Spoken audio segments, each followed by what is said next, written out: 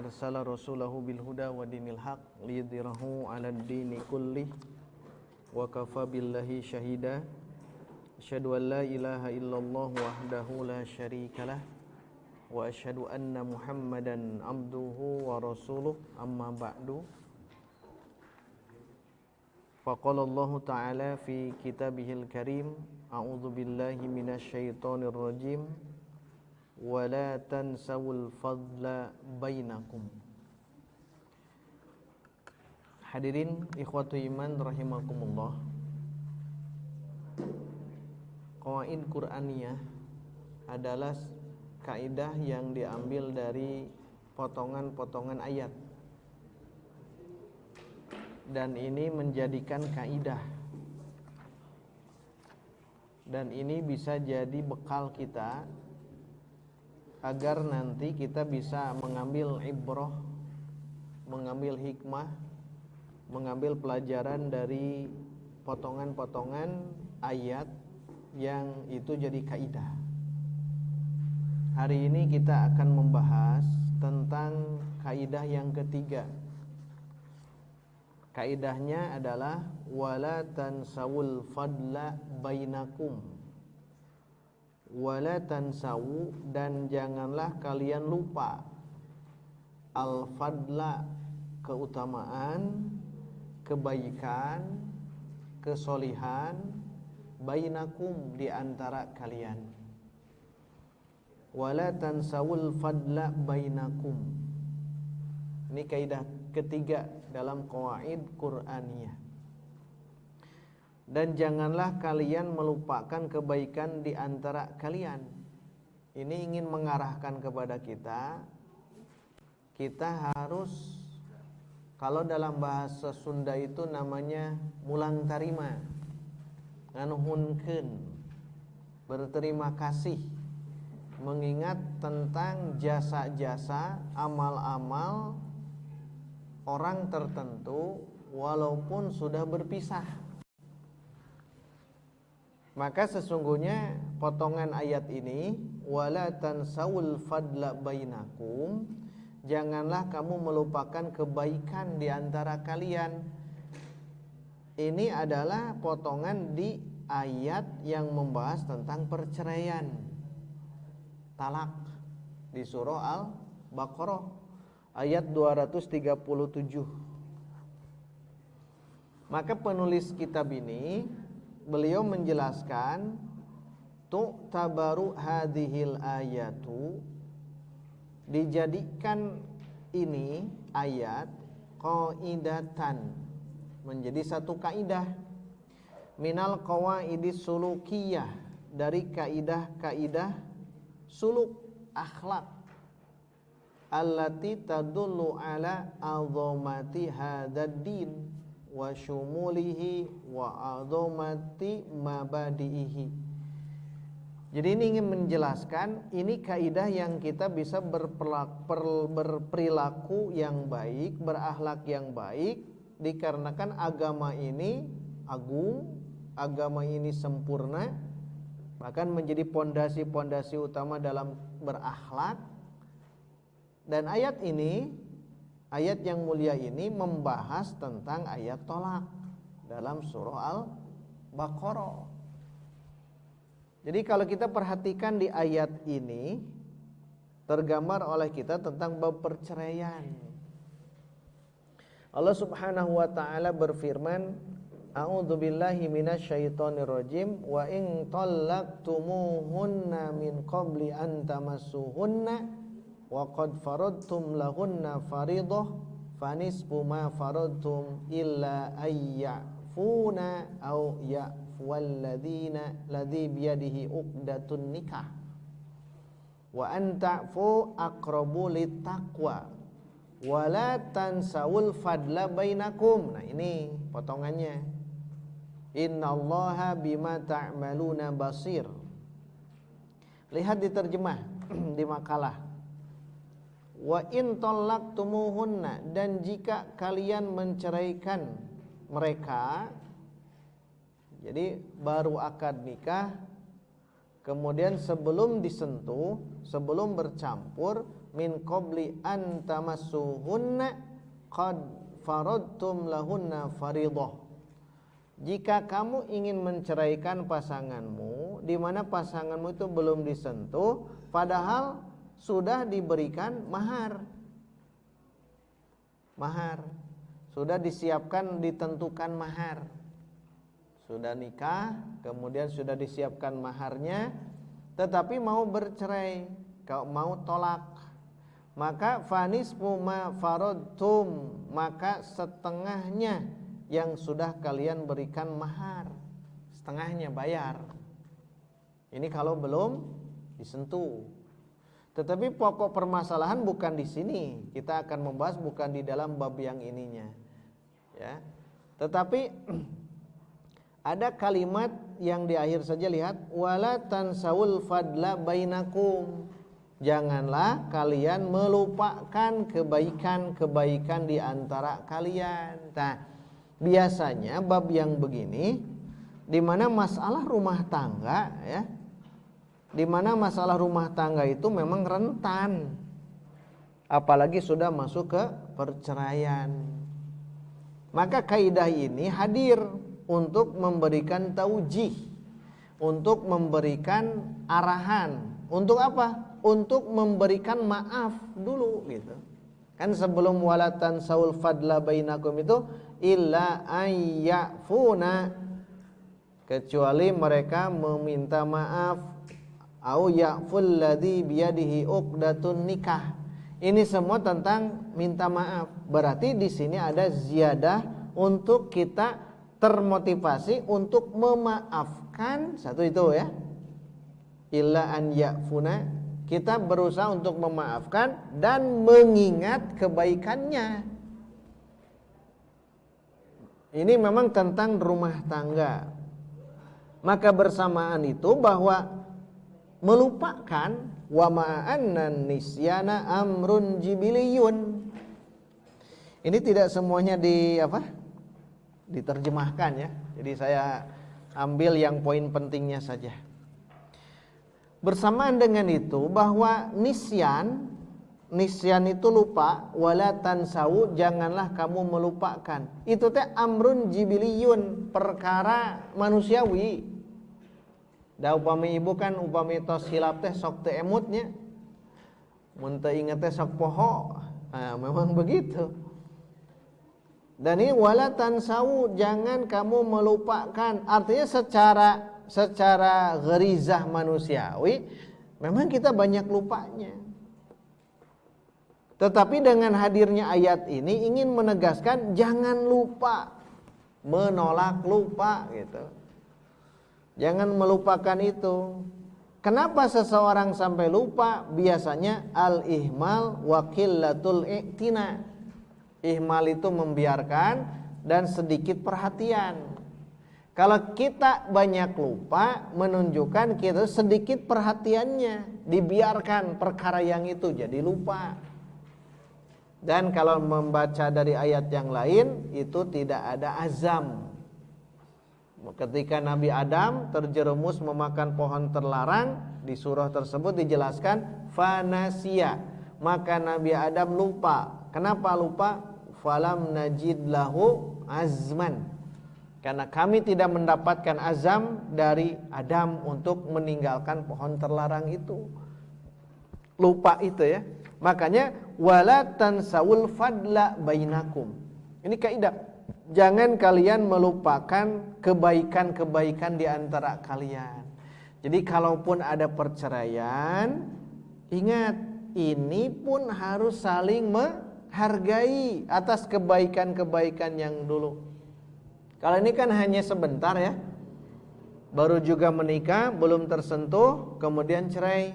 Itu kan baru sebagian dalam pernikahan pun wala tansaul fadla bainakum. Apalagi kalau pernikahannya sudah 10 tahun, sudah 20 tahun, dan itu harus berpikir nantinya tentang kebaikan-kebaikan. Karena di masyarakat ketika terjadinya goncangan ombak keluarga, ombak rumah tangga, kebiasaannya itu biasanya melupakan kenikmatan, melupakan jasa-jasa pasangan. Perceraian itu ya biasanya. Jadi yang dulunya runtut raut, yang dulunya harmonis, karena ada masalah, menjadi gelombang, menjadi ombak yang akhirnya tidak sama memperhatikan kebaikan masing-masing, yang mengakibatkan nanti akan saling menghujat. Suami menghujat istri, istri menghujat suami. Kenapa? Tansau, lupa. Di ayat ini wala tansaul fadla bainakum. Jangan melupakan kebaikan di antara kalian. Jadi Masya Allah, wa ma'a'zama atharul afwi, begitu agungnya dampak dari memaafkan ini. Fa innahu yuqarribu ilaikal ba'ida wa yusayyirul aduwa sadiqan.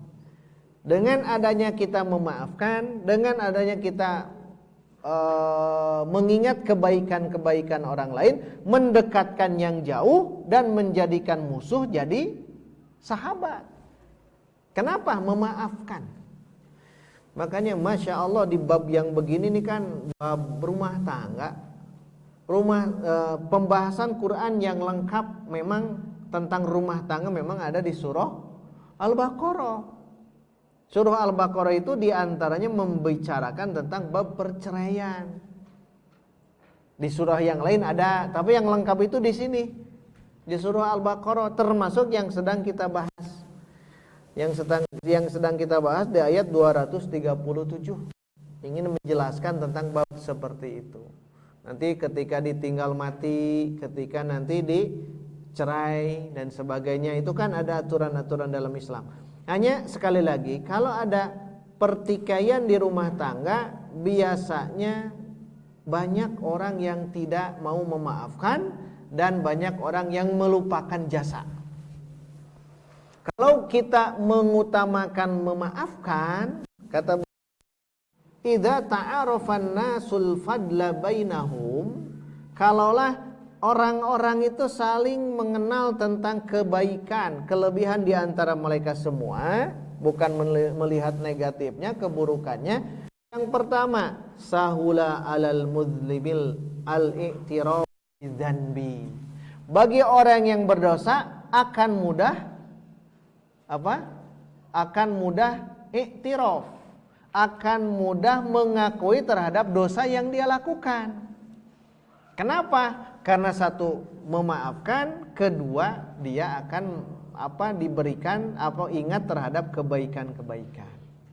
Jadi bagi orang yang berdosa akan sadar diri, ohnya dosa, kenapa dimaafkan? Kan biasanya pecahnya rumah tangga karena egois dua-duanya.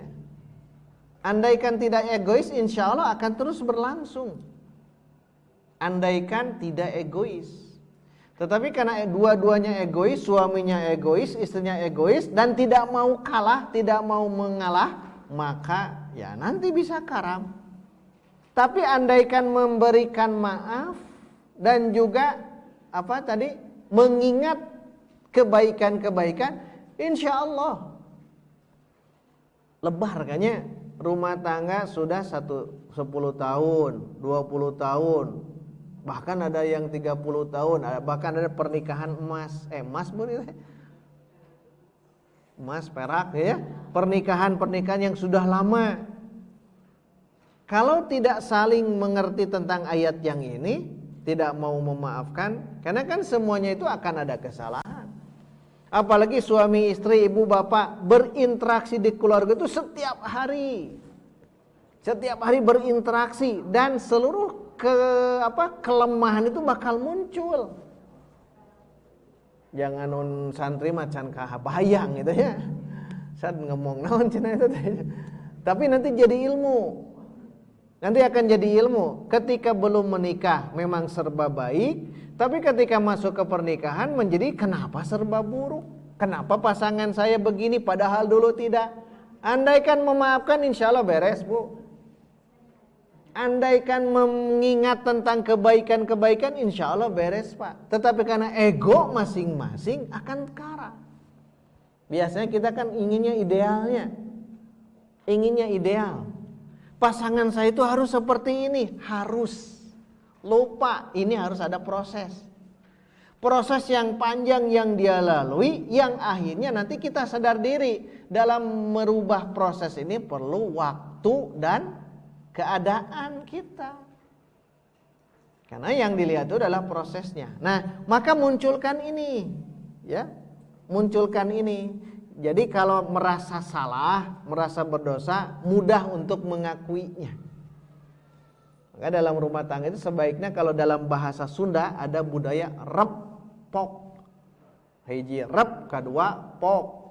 Tong pok pok pok pok. Pok mana? Suami pok, istri pok. Atau saya yang bahaya itu. Ada rep, seseorang berhenti dulu, kemudian pok, berhenti di sini, pok gitu. Dan nanti hadirkan wali.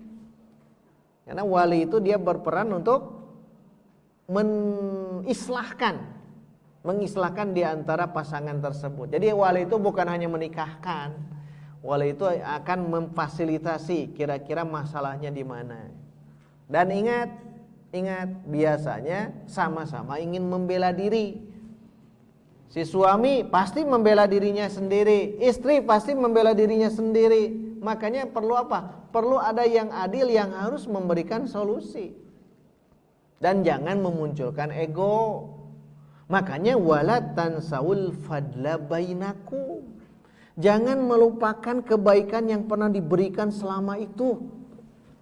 Dan insya Allah tidak akan berpikir berkali-kali ya, kalau harus cerai, kalau harus tolak, kalau harus khulu, akan berpikir berkali-kali. Kenapa? Karena ingat terhadap jasa mereka ketika menempuh rumah tangga sejak awal. Rumah tangga namanya juga ya, tangga. Jadi tangga 1, 2, 3 mereka tempuh. Dan biasanya ujian terberat, ingat, ujian terberat itu ketika mau menuju sukses. Ketika mau menuju sukses, tadi ujinya di situ. Aiker baheula mah masih kene kokoh kuat ya. Tapi ketika menuju kesuksesan itu akan diuji. Maka ini harus dilalui. Harus dilalui. Dan jangan berpikir pasangan saya harus seperti saya. Jangan.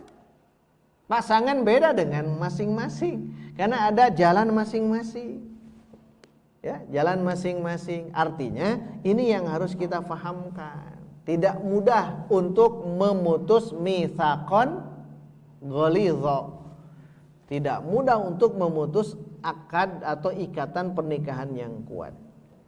Yang kedua, sahulat ala man lahul haq an ya'fuwa. Bagi yang merasa dia benar akan mudah memaafkan. Yang pertama, kalau merasa dosa akan mengaku dosa. Yang kedua, kalau merasa benar akan memaafkan yang lain. Kan hebatnya. Dengan adanya memaafkan dan mengingat kebaikan. Allah di sini ternyata kekuatan di sini ini Quran. Wala tansawul fadla bainakum. Apalagi pikir baik-baik ya. Kalau mau memutus akad ini ada keturunan. Keturunan itu bukan mantan. Betul pasangan itu mantan. Dia mantan suami saya, dia mantan istri saya. Ari anak mantan bukan. Maka sosok anak itu membutuhkan seorang ibu dan seorang bapak gitu. Dan sekarang ternyata Masya Allah tingkat perceraian di kantor urusan agama itu meningkat. Ketika pandemi kemarin. Cenah gitu. Cenah bu duka naon ta alasana mah. Da anggar ketika masuk ke sana itu akan membela diri sendiri. Apakah menceraikan atau gugat cerai? Menceraikan talak, gugat cerai berarti khulu. Khulu pakai ain. Pami khulu mah ya. Ya khulu ya mah. Ya mah khulu. Kalau khulu dari seorang istri. Kalau tolak dari seorang suami. Ketika suami tidak mau menceraikan, maka istri ada hak untuk khulu. Bagaimana caranya? Mengembalikan mas kawin kepada suaminya. Serta merta maka putuslah ikatan pernikahan itu kalau mengembalikan mas kawin. Nah, kembali ke sini, wala tansawul fadla bainakum. saya lewatnya tidak dirunut satu demi satu. Banyak contoh katanya di sini. Azkur, aku akan menyebutkan namudazan. Satu contoh. Di mana ini kejadiannya jarang. Ada seorang laki-laki yang dikenal dengan kepribadiannya.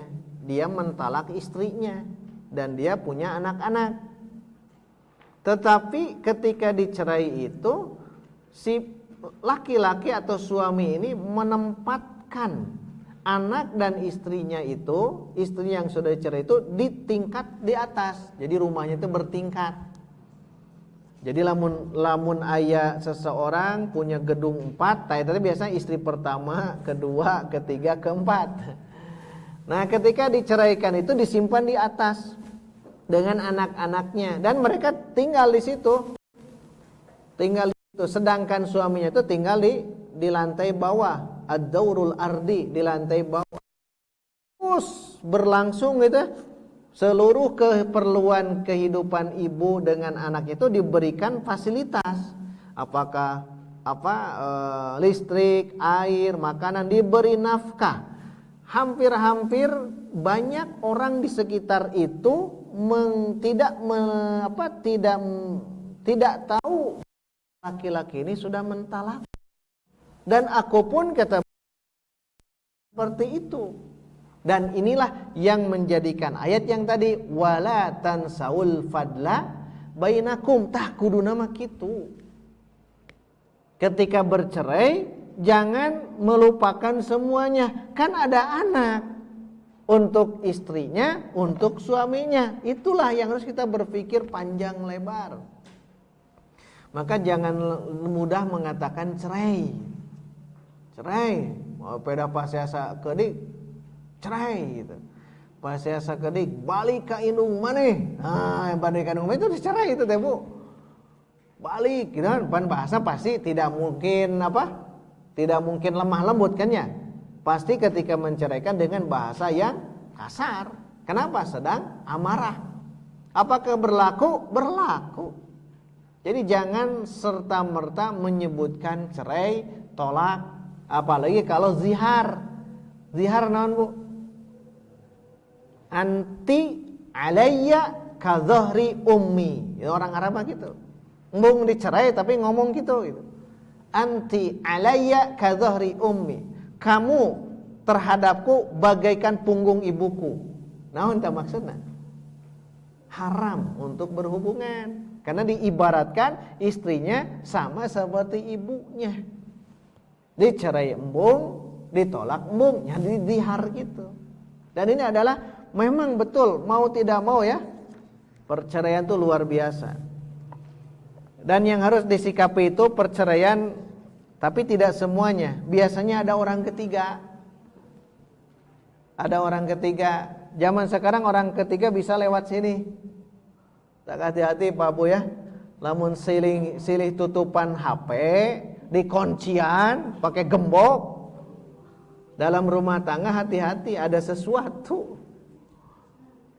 Bukan artinya bebas, suami buka istri, istri buka HP suami, bukan. Karena kepercayaan biasanya kalau sudah digembok pakai gembok nu badagnya. Digembok, dikunci gitu. Yang akhirnya ada kerahasiaan di dalam rumahnya. Suami tidak bisa melihat, istri tidak melihat. Nah, itu sudah mulai ada gelagat. Main kunci teh. Kalau hanya mengunci untuk keamanan, safety, tapi pasangan tahu, apa-apa, tidak ada masalah. Stres Pak Bu kalau dalam rumah tangga banyak berbohong. Ayo nama gampang dina bab nu kieu mah nya. Orang WhatsApp, orang Telegraman, orang YouTubean, bahkan video call itu lebih mudah sekarang. Makanya seorang perempuan yang bisa menjaga diri itu yaitu wahafidot farjaha, dia bisa menjaga kehormatan diri ketika suaminya tidak ada. Itu tuh satu amalan yang bisa kemarin sudah dijelaskan ya Bu. Satu amalan yang bisa memasukkan seorang istri ke pintu mana? 8 pintu surga blus ka mana wae oge, asal ataat zaujaha dan menjaga kehormatan diri. Nah, biasanya runtakna rumah tangga teh biasanya karena tidak bisa menjaga diri kehormatannya. Dan menjaga kehormatan diri ini HP. HP juga bisa jadi wasilah nantinya. Makanya kalau sudah banyak kunci-kuncian, itu mah ada sesuatu pokoknya mah. Kunci terus gitu ya, tidak boleh ada yang tahu. Bahkan jadi stres mah ketika ada yang nelpon, lihat siapa namanya, langsung naik ke loteng 2, bahkan kapara. Para naon cenah buat kapara, ieu cenah jang sinyal. Saya sinyal di handap mah. Itu kan banyak berbohong, stres rumah tangga kalau dibumbui dengan al-kadzib, kebohongan. Dah aja apa adanya. Suka tidak suka ya begini apa adanya, itu lebih real, lebih nyata ya dalam rumah tangga. Kalau ada keburukan, perbaiki diri, maafkan, dan jangan melupakan kebaikan. Wala tansaul fadla bainakum. Itu dari wilayah apa? Rumah tangga. Bismillah. Waduh, panas ciherang ini mah. Ini mah kudu nyantai ya mah. Ternyata kalau kita mempraktekkan kaidah ini ya, bukan dari masalah rumah tangga saja. Ini bisa ada hubungan alaqah qarabah. Hubungan kita dengan karib kerabat. Au musaharah. Hubungan kita dengan yang lainnya. Au alaqah amal, hubungan kita dengan rekan kerja kita. Jadi boleh kita jadikan sebagai teori ini. Bukan hanya di rumah tangga. Dengan karib kerabat juga harus kita praktekkan dalam kehidupan kita. Nanti akan muncul kecintaan, bisa menjaga hak-haknya. Kalbu kita menjadi bersih. Kenapa? Karena kita mengamalkan akhlak yang terpuji ini. Contohnya alaqah amal, hubungan dengan rekan kerja. Baik itu kerja di hukumiyah, di pemerintah, di swasta, di bisnis juga sama kan, rekan kerja. Coba praktekkan yang ini. Wala tansawul fadla bainakum. Jangan kalian melupakan kebaikan-kebaikan kalian. Apakah Nabi pernah melakukan itu? Pernah. Mundur di makalah sebelumnya. Nabi pernah. Bahwasanya dalam kehidupan Nabi, ketika beliau pulang dari Taif. Pulang dari Taif itu Nabi kan ingin mendapatkan perlindungan. Kan di Makkah itu diintimidasi dakwah Nabi itu. Satu waktu nanti pergi ke Taif, diharapkan orang Taif bisa menerima dakwah Nabi. Ini dakwah jahriyah ya. Di Sirah Nabawiyah nanti masuk ini kisah yang ini. Dan beliau itu pulangnya dari Taif, selama 1 bulan itu beliau mengajak keluarganya. Mengajak keluarga besar Nabi itu, bangsa-bangsa Quraisy. Tetapi walam yajid minhum illal adza. Tidaklah mereka menerima ajakan itu kecuali menyiksanya, kecuali mengintimidasi Nabi. Pulanglah ke Makkah. Di Taif dakwahnya tidak diterima. Pulang lagi ke Makkah. Dan di Makkah beliau masuk fi jiwaril Mut'im bin Adi, pada perlindungan Al-Mut'im bin Adi. Mut'im bin Adi itu kan orang musyrik, tapi dilindungi oleh Mut'im bin Adi. Kemudian Mut'im bin Adi memerintahkan kepada 4 anaknya itu untuk membawa senjata. Dan setiap di antara mereka itu duduk di rukun yang ada di Ka'bah.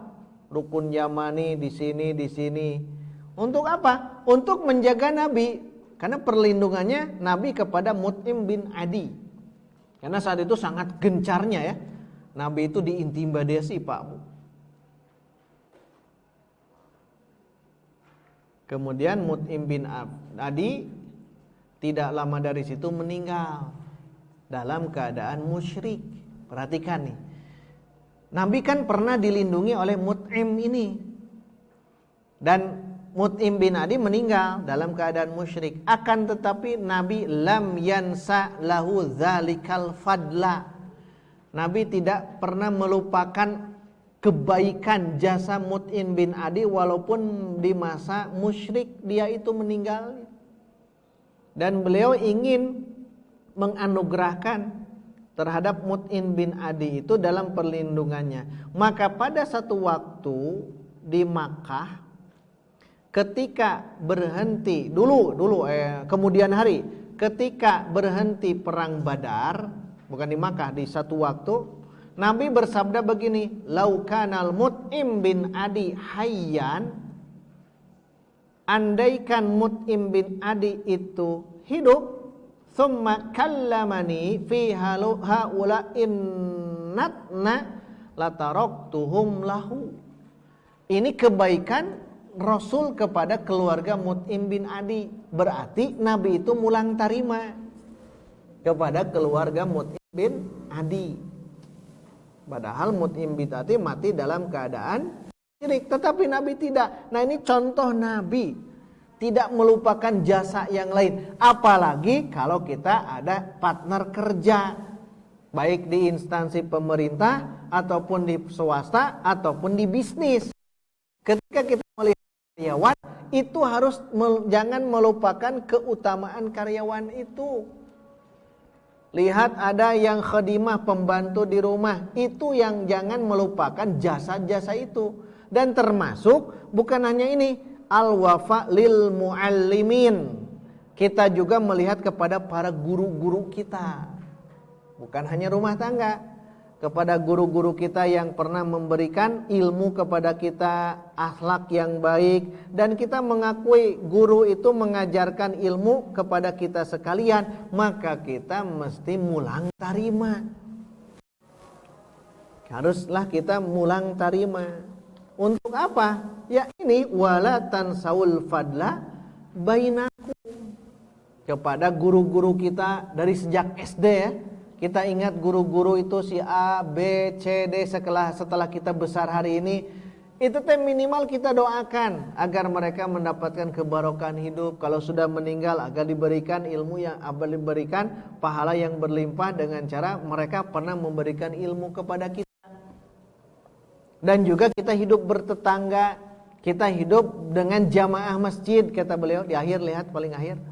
Kemudian dengan amil, pekerja, khodim, semuanya. Wala tansaul fadla bainakum. Akan memberikan kemudahan bagi yang sulit. Akan biasa menjadikan seluruhnya akan lebih mudah. Kita mengamalkan tidak. Termasuk yang paling dahsyat lagi, kebaikan orang tua. Di sini tidak ada ya. Kebaikan orang tua itu Masya Allah tidak bisa digantikan walaupun hanya dengan satu helak nafasnya. Itu sabda Nabi. Orang tua kita inilah yang walaupun menurut kita itu ilmunya sedikit, amalnya sedikit, beda dengan kita, tapi justru wasilah mereka. La tansaul fadla bainakum. Jangan melupakan jasa orang tua. Apapun yang akan kita lakukan, musyawarahkan dengan orang tua kita. Jangan dibiarkan. Kalau orang tua kita mengiyahkan, ridho, maka Allah pun ridho. Tapi kalau orang tua kita tidak mau, bahkan bendu, marah, benci, maka Allah pun akan benci. Selama dalam ketaatan. Jadi tetap kita bermusyawarah dengan orang tua. Minimal, maksimal, sudah maksimal ya. Maksimal itu kita minta doa kepada orang tua. Jangan sampai kita membuat hina orang tua.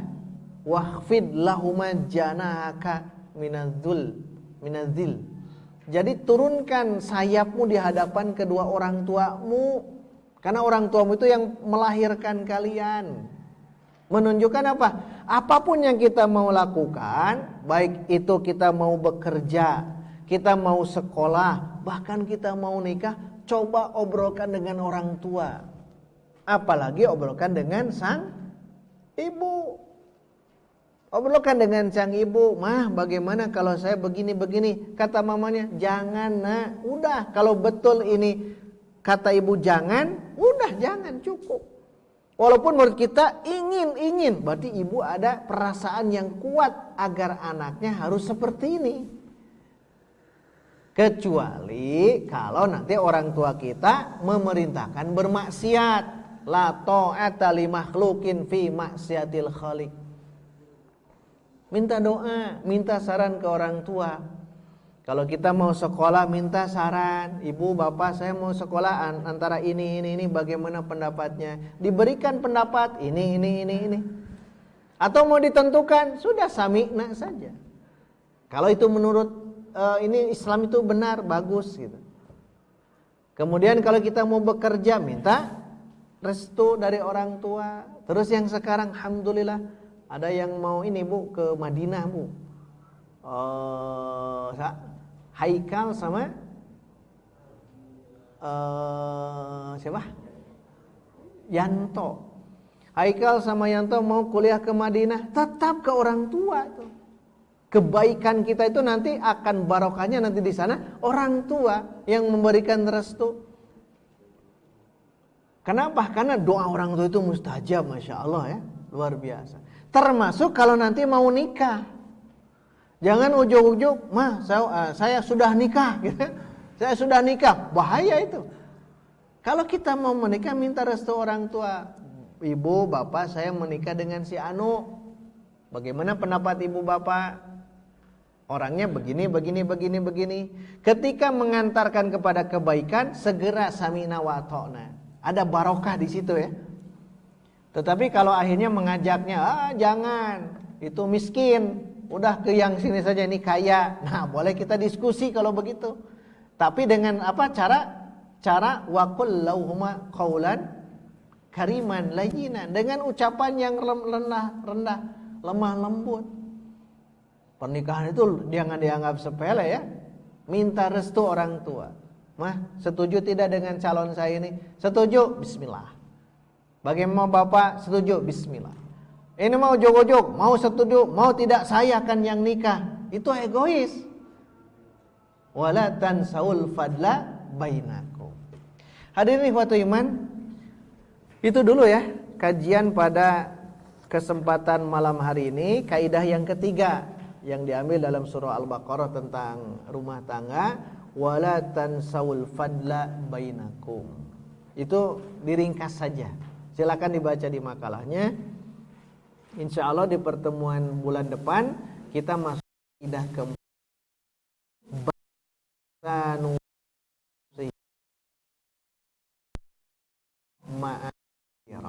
bab banyak alasannya manusia. Insya Allah kita akan bahas di pertemuan bulan depan. Jika Allah memberikan kesempatan umur, kesempatan kita untuk hadir sama-sama mengkaji, menggali ayat-ayat Al-Quran sebagai kaidah yang bisa diterapkan dalam kehidupan rumah tangga kita, dalam kehidupan berbangsa, bernegara, bermasyarakat, agar kita bisa menjadikan kaidah Qur'aniyah itu menjadi terhunjam dalam diri kita dan kehidupan kita. Demikian yang dapat kita bahas pada kesempatan malam hari ini. Subhanakallahumma bihamdika asyhadu an la ilaha illa anta astaghfiruka wa atubu ilaik. Wassalamualaikum warahmatullahi wabarakatuh.